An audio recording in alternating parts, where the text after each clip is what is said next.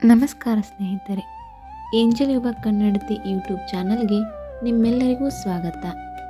ಇಂದಿನ ಈ ವಿಡಿಯೋದಲ್ಲಿ ನಾವು ಯಾವ ಕನಸುಗಳು ಯಾವ ಅರ್ಥಗಳನ್ನು ಸೂಚಿಸುತ್ತವೆ, ಭಾರತೀಯ ಸಂಪ್ರದಾಯದಲ್ಲಿ ವೇದಗಳು, ಉಪನಿಷತ್ತುಗಳು, ಜ್ಯೋತಿಷ್ಯ ಶಾಸ್ತ್ರ, ಸ್ವಪ್ನಶಾಸ್ತ್ರ ಎಲ್ಲವೂ ಕನಸುಗಳಿಗೆ ವಿಶೇಷ ಮಹತ್ವ ನೀಡಿವೆ.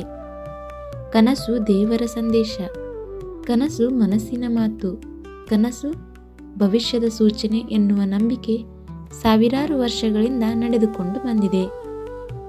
ಇಂದಿನ ಈ ವಿಡಿಯೋದಲ್ಲಿ ನಾವು ತಿಳಿಯಲಿರುವುದು ಕನಸುಗಳ ಅರ್ಥ ಏನು, ಯಾವ ಕನಸು ಶುಭ, ಯಾವುದು ಅಶುಭ, ಹಾವು, ಆನೆ, ಹಸು, ಮೀನು, ಮದುವೆ, ಗರ್ಭಧಾರಣೆ, ಅಪಘಾತ, ಪೀರಿಯಡ್ ಕನಸುಗಳ ಅರ್ಥ ಏನು.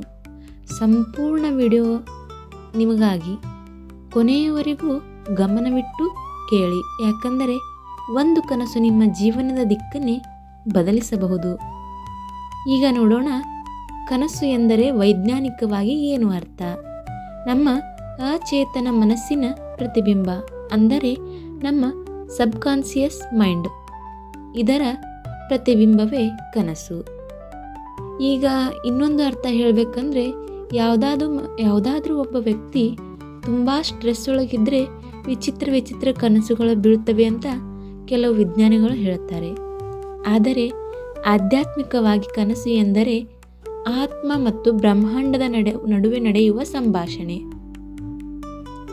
ಸ್ವಪ್ನಶಾಸ್ತ್ರದ ಪ್ರಕಾರ ಬೆಳಗಿನ ಜಾವ ಕಂಡ ಕನಸು ಫಲ ನೀಡುತ್ತದೆ ಅಂತ ಹಿರಿಯರು ಹೇಳ್ತಾರೆ. ಗಾಢ ನಿದ್ರೆಯಲ್ಲಿ ಕಂಡ ಕನಸು ಮನಸ್ಸಿನ ಭಯ ಅಥವಾ ಆಸೆಯ ಸೂಚನೆ ತೋರಿಸುತ್ತದೆ. ಪದೇ ಪದೇ ಬರುವ ಕನಸು ಜೀವನದಲ್ಲಿ ದೊಡ್ಡ ಸಂದೇಶ ನೀಡುತ್ತಿದೆ.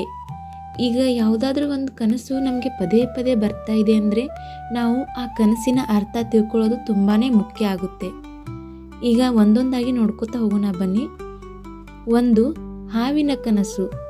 ಹಾವಿನ ಕನಸು ಬಹಳ ಜನರಿಗೆ ಬರುತ್ತದೆ, ಆದರೆ ಇದು ಎಲ್ಲರಿಗೂ ಒಂದೇ ಅರ್ಥವಲ್ಲ. ಹಾವು ಕಾಣೋದು ಸಾಮಾನ್ಯ ಅರ್ಥ, ಅಂದರೆ ಅದರ ಅರ್ಥ, ಹಾವು ಎಲ್ಲರಿಗೆ ಕಾಣಿಸೋದು, ಅದರ ಅರ್ಥ ಏನು? ಶಕ್ತಿ, ಕುಂಡಲಿನ ಜಾಗೃತಿ, ಗುಪ್ತ ಶತ್ರು, ಆಂತರಿಕ ಭಯ. ಈಗ ಹಾವು ನಮ್ಮ ಕನಸಿನಲ್ಲಿ ಯಾವ್ಯಾವ ರೀತಿ ಬಂದರೆ ಏನೇನು ಅರ್ಥ? ಒಂದನೇದು, ಹಾವು ಕಚ್ಚಿದರೆ ಏನಾಗ್ಬೋದು? ಜೀವನದಲ್ಲಿ ದೊಡ್ಡ ಬದಲಾವಣೆ, ಅಚಾನಕ್ ಘಟನೆ, ಜಾಗರೂಕತೆ ಅಗತ್ಯ. ಹಾವು ಓಡಿಸಿದರೆ ಶತ್ರುಗಳ ಮೇಲೆ ಜಯ, ಭಯದಿಂದ ಮುಕ್ತಿ. ಕಪ್ಪು ಹಾವು, ಗುಪ್ತ ಶತ್ರು, ನಂಬಿಕೆಘಾತದ ಸೂಚನೆ. ಹಸಿರು ಅಥವಾ ಬಿಳಿ ಹಾವು, ಆಧ್ಯಾತ್ಮಿಕ ಬೆಳವಣಿಗೆ, ಶುಭ ಸಂಕೇತ. ಹಸಿರು ಅಂದ್ರೆ ಶುಭ ಸಂಕೇತ ಅಂತ ತೋರಿಸ್ತದೆ. ಈಗ ಆನೆಯ ಕನಸು ಬಿದ್ದರೆ, ಆನೆ ಎಂದರೆ ಐಶ್ವರ್ಯ, ಬುದ್ಧಿ, ಗಣೇಶನ ಕೃಪೆ. ಆನೆ ಕಾಣಿಸಿದರೆ ದೊಡ್ಡ ಅವಕಾಶಗಳು, ಗೌರವ, ಸ್ಥಾನಮಾನ, ಆರ್ಥಿಕ ಪ್ರಗತಿ. ಈಗ ಯಾವ್ಯಾವ ಆನೆ ಪ್ರಕಾರ ಅಂದರೆ ಆನೆ ಕನಸು ಯಾವ್ಯಾವ ಬಿದ್ದರೆ ಏನೇನು ಅರ್ಥ? ಆನೆ ಮೇಲೆ ನೀವು ಸವಾರಿ ಮಾಡ್ದಂಗೆ ಅನಿಸ್ತಾ ಇರುತ್ತೆ, ಆವಾಗ ನಾಯಕತ್ವ, ಯಶಸ್ಸು ನಿಮ್ಮ ಕೈಯಲ್ಲಿ ಅಂತ ಸೂಚನೆ ಕೊಡ್ತಾ ಇರುತ್ತೆ. ಆನೆ ದಾಳಿ ಮಾಡಿದರೆ ಅಹಂಕಾರದಿಂದ ದೂರವಿರಿ, ದೊಡ್ಡ ಹೊಣೆಗಾರಿಕೆ ಬರಲಿದೆ. ಈಗ ಹಸುವಿನ ಕನಸು. ಹಸು ಭಾರತೀಯ ಸಂಸ್ಕೃತಿಯಲ್ಲಿ ತಾಯಿಯೇ ಸಮಾನ, ಅಂದರೆ ಮುಕ್ಕೋಟಿ ದೇವತೆಗೆ ನಾವು ಹಸುವನ್ನು ಹೋಲಿಸ್ತೇವೆ. ಹಸು ಕಾಣಿಸಿದರೆ ಲಕ್ಷ್ಮಿಯ ಕೃಪೆ, ಮನೆಯಲ್ಲಿ ಶಾಂತಿ, ಧರ್ಮ ಕಾರ್ಯ. ಈಗ ಯಾವ ರೀತಿಯ ಹಸು ಕಂಡರೆ? ಹಾಲು ಕೊಡುವ ಹಸು ಕಂಡರೆ ಹಣಕಾಸು ಲಾಭ, ಕುಟುಂಬದಲ್ಲಿ ವೃದ್ಧಿ ಆಗ್ತದೆ ಅಂತ ಹೇಳ್ತಾರೆ. ಹಸುವಿಗೆ ಆಹಾರ ಹಾಕುವುದರ ನಿಮ್ಗೇನಾದರೂ ಕನಸು ಬೀಳ್ತಾ ಇದ್ರೆ ಪುಣ್ಯ ಫಲ, ಅಂದರೆ ನಿಮ್ಮ ಪಾಪ ನಿವಾರಣೆ ಆಗ್ತಾ ಇದೆ ಅಂತ ಅರ್ಥ. ಈಗ ಕೆಲವೊಂದು ಹಸುಗಳು ನಮ್ಮ ಮನೆ ಮುಂದೆ ಬರ್ತವೆ, ಅವು ಯಾವ ಬಣ್ಣ, ಈ ಕೆಲವೊಂದು ಹಸುಗಳು ಕೆಲವೊಂದು ಬಣ್ಣದ್ದು, ಈಗ ಒಂದು ಸಲ ಬಂದ ಹಸು ಇನ್ನೊಂದು ಸಲ ಬರೋದಿಲ್ಲ. ಅಥವಾ ಪದೇ ಪದೇ ಒಂದೇ ಬಣ್ಣದ ಹಸು ಬರ್ತಾ ಇದ್ರೆ ಅದರ ಅರ್ಥ ಏನು? ಯಾವ ಬಣ್ಣದ ಹಸು ನಮ್ಮ ಮನೆ ಮುಂದೆ ಬಂದರೆ ಏನರ್ಥ? ಇದ್ರ ಬಗ್ಗೆನೂ ನಾನು ಒಂದು ವಿಡಿಯೋ ಮಾಡಿದ್ದೀನಿ, ಬೇಕಿದ್ರೆ ನೀವು ಆ ವಿಡಿಯೋನು ನೋಡ್ಬೋದು. ಮೀನಿನ ಕನಸು. ಮೀನು ಸಂಪತ್ತು ಮತ್ತು ಫಲವತ್ತತೆ ಅಂತ ಸೂಚಿಸ್ತದೆ. ಜೀವಂತ ಮೀನು ಬಂದರೆ ಹೊಸ ಅವಕಾಶ, ಶುಭ ಸುದ್ದಿ. ಮೀನು ಹಿಡಿಯುವುದು, ನಿಮ್ಮ ಶ್ರಮಕ್ಕೆ ಫಲ ಹಣದ ಲಾಭ ಆಗ್ತದೆ ಅಂತ ಹೇಳ್ತಾರೆ. ಸತ್ತ ಮೀನು ಬಂದರೆ ಅವಕಾಶ ಕೈ ತಪ್ಪುವುದು, ನಿರಾಶೆ. ಮದುವೆ ಕನಸು. ಮದುವೆ ಕನಸು ಎಲ್ಲರಿಗೂ ಒಂದೇ ಅರ್ಥವಲ್ಲ. ಅಂದರೆ ನಿಮ್ಮದೇ ಮದುವೆ ಅಂತ ಕನಸು ಬೀಳ್ತಾ ಇದ್ರೆ ಜೀವನದಲ್ಲಿ ಹೊಸ ಹಂತ ಬರ್ತಾ ಇದೆ ಅಂತ ಅರ್ಥ, ಅಥವಾ ದೊಡ್ಡ ಜವಾಬ್ದಾರಿ ಸ್ವೀಕರಿಸ್ತಾ ಇದ್ದೀರಾ ಅಂತ ಅರ್ಥ. ಈಗ ಇನ್ನೊಬ್ಬರು ಮದುವೆ ಕನಸು ಬೀಳ್ತಾ ಇದ್ರೆ ಸಂತೋಷದ ಸುದ್ದಿ, ಕುಟುಂಬದಲ್ಲಿ ಶುಭ ಕಾರ್ಯ. ಈಗ ಕೆಲವೊಂದು ಮದುವೆಯಲ್ಲಿ ಅಳ್ತಾ ಇರ್ತಾರೆ. ಆ ಥರ ಕನಸು ಏನಾದರೂ ಬಿದ್ದರೆ ಮಾನಸಿಕ ಒತ್ತಡ, ನೀವು ನಿರ್ಧಾರ ತೆಗೆದುಕೊಳ್ತಾ ಇರ್ತೀರ, ಅದರಲ್ಲಿ ನಿಮಗೆ ಗೊಂದಲಗಳು ಶುರು ಆಗ್ತಾ ಇರ್ತವೆ. ಈಗ ಗರ್ಭಿಣಿ ಕನಸು ಅಂದರೆ ಗರ್ಭಧಾರಣೆ ಎಂದರೆ ಸೃಜನಶೀಲತೆ. ನೀವು ಗರ್ಭಿಣಿಯಾಗಿರುವ ಕನಸು ಬೀಳ್ತಾ ಇದ್ದರೆ ಹೊಸ ಯೋಜನೆ, ಜೀವನದಲ್ಲಿ ಹೊಸ ಆರಂಭ. ಅಂದರೆ ಗರ್ಭಿಣಿ ಅನ್ನೋದಂದ್ರೆ ಹೊಸ ಜೀವಕ್ಕೊಂದು ನಾವು ಭೂಮಿಗೆ ತರ್ತಾ ಇರ್ತೀವಿ, ಅದು ಹೊಸದೇ. ಅದಕ್ಕೆ ನಿಮ್ಗೇನು ಇದರ ಅರ್ಥ ಏನು? ಹೊಸ ಯೋಜನೆ. ಈಗ ಇನ್ನೊಬ್ರು ಗರ್ಭಿಣಿ ಆದರೆ ನಿಮ್ಮ ಜೀವನಕ್ಕೆ ಶುಭ ಬದಲಾವಣೆ, ಸಂತೋಷದ ಸುದ್ದಿ. ಈಗ ಅಪಘಾತದ ಕನಸು.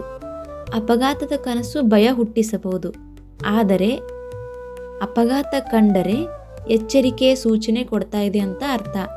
ನೀವು ತಪ್ಪು ನಿರ್ಧಾರದಿಂದ ದೂರವಿರಿ ಅಂತ ಸೂಚನೆ ನೀಡ್ತಾ ಇದೆ. ಈಗ ಈಗ ಆಕ್ಸಿಡೆಂಟ್ ಆಗಿರ್ತದೆ ಕನಸಿನಲ್ಲಿ, ಆದರೆ ಗಾಯವಾಗೋದಿಲ್ಲ. ಹಾಗೆ ಉಳಿದ್ರೆ ಏನರ್ಥ? ಅಪಾಯದಿಂದ ರಕ್ಷಣೆ, ನಿಮಗೆ ದೇವರ ಕೃಪೆ ಇದೆ ಅಂತ ಅರ್ಥ. ಅಂದರೆ ದೇವರು ನಿಮಗೆ ಪ್ರೊಟೆಕ್ಟ್ ಮಾಡ್ತಾ ಇರ್ತಾರೆ ಅಂತ ಅರ್ಥ. ಈಗ ಹಂದಿ ಕನಸು ಬೀಳ್ತಾ ಇದ್ರೆ ಅಂದರೆ ಪಿಗ್, ಹಂದಿ ಭೌತಿಕ ಆಸೆ, ಸೋಮಾರಿತನ, ಹೌದಲ್ವಾ? ಹಂದಿ ಕಾಣಿಸಿದರೆ ಅನಗತ್ಯ ಆಸೆ, ಹಣದ ವ್ಯಯ, ಅಂದರೆ ಹಣ ಸುಮ್ಮನೆ ವೇಸ್ಟ್ ಆಗ್ತಾ ಹೋಗ್ತದೆ. ಆವಾಗ ನೀವು ಸ್ವಲ್ಪ ಜಾಗೃತಿ ವಹಿಸಬೇಕು. ಹಂದಿಯನ್ನು ಓಡಿಸಿದರೆ ಕೆಟ್ಟ ಅಭ್ಯಾಸಗಳಿಂದ ಮುಕ್ತಿ, ಅಂದರೆ ಸೋಮಾರಿತನ ಹೋಗ್ಲಾಡಿಸ್ದಂಗೆ. ಈಗ ಕೆಲವೊಬ್ರು ಕೇಳ್ತಾರೆ, ಹಂದಿ ಲಕ್ಷ್ಮಿ ಇದ್ದಂಗೆ, ವಿಷ್ಣು ಇದ್ದಂಗೆ, ಅದೇನ ಅಂದರೆ ಅದು ಹೌದು, ಆದರೆ ಸೋಮಾರಿತನದ ಸೂಚನೆ ಕೊಡ್ತಾ ಇದೆ. ಆ ಅಭ್ಯಾಸನ ನೀವು ದೂರ ಓಡಿಸಿ ಅಂತ ಸೂಚನೆ ಕೊಡುತ್ತೆ ಕನಸು. ಪಿರಿಯಡ್ ಕನಸು. ಪಿರಿಯಡ್ ಕನಸು ಶುದ್ಧೀಕರಣ ಮಾಡುತ್ತೆ. ಪಿರಿಯಡ್ ಅಂದರೆ ಶುದ್ಧಿ. ಈಗ ಹಳೆಯ ನೋವು ಮುಕ್ತ ಆಗೋದು, ಹೊಸ ಶಕ್ತಿ, ಮಾನಸಿಕ ಶುದ್ಧೀಕರಣ. ಈಗ ಕನಸು ಯಾವ ಸಮಯದಲ್ಲಿ ಬಿದ್ದರೆ ಏನರ್ಥ? ಸ್ವಪ್ನಶಾಸ್ತ್ರದ ಪ್ರಕಾರ ಬೆಳಿಗ್ಗೆ ಕಂಡ ಕನಸು ಬೇಗ ಫಲ ನೀಡುತ್ತೆ. ರಾತ್ರಿ ಕನಸು ಮನಸ್ಸಿನ ಭಾವನೆ, ಅಂದರೆ ಸ್ಟ್ರೆಸ್ ಇದ್ದಾಗ, ನೀವು ಗಾಢ ನಿದ್ರೆಯಲ್ಲಿದ್ದಾಗ ಬರುತ್ತಲ್ಲ, ಆ ಕನಸು ನಿಜ ಆಗೋದಿಲ್ಲ, ಅಂದರೆ ಫಲ ಕೊಡೋದಿಲ್ಲ ಅಂತ ಹೇಳ್ತಾರೆ ಸ್ವಪ್ನಶಾಸ್ತ್ರದ ಪ್ರಕಾರ. ಮರು ಕನಸು ಅಂದರೆ ಪದೇ ಪದೇ ಬರುವಂಥ ಕನಸು ಖಂಡಿತ ಸಂದೇಶ ಕೊಡ್ತಾ ಇದೆ ನಿಮಗೆ. ಏನೋ ಒಂದು ಖಂಡಿತ ಸಂದೇಶ ಕೊಡ್ತಾ ಇದೆ. ಪದೇ ಪದೇ ಅದೇ ಕನಸು ಬೀಳ್ತಾ ಇದೆ ಅಂದರೆ ನೀವು ಆ ಕನಸು ಕಡೆ ಸ್ವಲ್ಪ ಫೋಕಸ್ ಮಾಡೋದು ಉತ್ತಮ ಅಂತ ನನ್ನ ಅಭಿಪ್ರಾಯ. ಕನಸುಗಳ ಬಗ್ಗೆ ಮಹತ್ವದ ಸಲಹೆ. ಎಲ್ಲ ಕನಸುಗಳು ಭವಿಷ್ಯವಲ್ಲ. ಕೆಲವು ಕನಸುಗಳು ಸ್ಟ್ರೆಸ್ಸಿನಿಂದ ಕೂಡ ಬರ್ತವೆ. ಇನ್ನು ಕೆಲವು ಕನಸುಗಳು ನಿಮ್ಗೆ ಏನೋ ಸೂಚನೆ ಕೊಡೋದಕ್ಕೆ ಬರ್ತಾ ಇರ್ತವೆ. ನೀವು ಅದರ ಕಡೆ ಫೋಕಸ್ ಮಾಡಿ, ಇದು ಯಾವುದು, ನಾನೇನಾದರೂ ತೊಂದರೆಯಲ್ಲಿದ್ದೀನ, ನನಗೇನಾದರೂ ಸ್ಟ್ರೆಸ್ ಇದೆಯಾ, ಅದನ್ನು ನೋಡ್ಕೋಬೇಕು. ಆಮೇಲೆ ಕನಸು ಯಾವ ರೀತಿ ಬೀಳ್ತಾ ಇದೆ ಅಂತ ನೋಡ್ಕೋತಿರ್ಬೇಕು. ಭಯ ಪಡಬೇಡಿ, ಆತ್ಮಾವಲೋಕನ ಮಾಡಿ.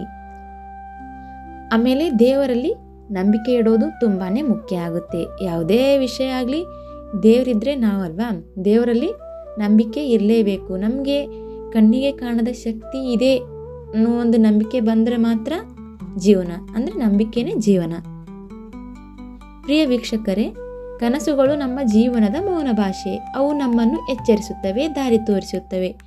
ಈ ವಿಡಿಯೋ ನಿಮಗೆ ಉಪಯುಕ್ತವಾಗಿದೆ ಅಂದರೆ ಲೈಕ್ ಮಾಡಿ, ಶೇರ್ ಮಾಡಿ, ನಿಮ್ಮ ಕನಸು ಕಮೆಂಟ್ನಲ್ಲಿ ಬರೆಯಿರಿ. ಮತ್ತು ಹೊಸ ಕನಸುಗಳು ಅಂದರೆ ನಿಮ್ಗೆ ಯಾವುದಾದ್ರೂ ಕನಸುಗಳು ಬೀಳ್ತಾ ಇದ್ದರೆ ಅದ್ರ ಬಗ್ಗೆನೂ ಕಮೆಂಟ್ ಮಾಡಿ. ನಾನು ಮುಂದಿನ ವಿಡಿಯೋದಲ್ಲಿ ಕವರ್ ಮಾಡೋದಕ್ಕೆ ಟ್ರೈ ಮಾಡ್ತೀನಿ. ಸಿಗೋಣ ಮುಂದಿನ ವಿಡಿಯೋದಲ್ಲಿ.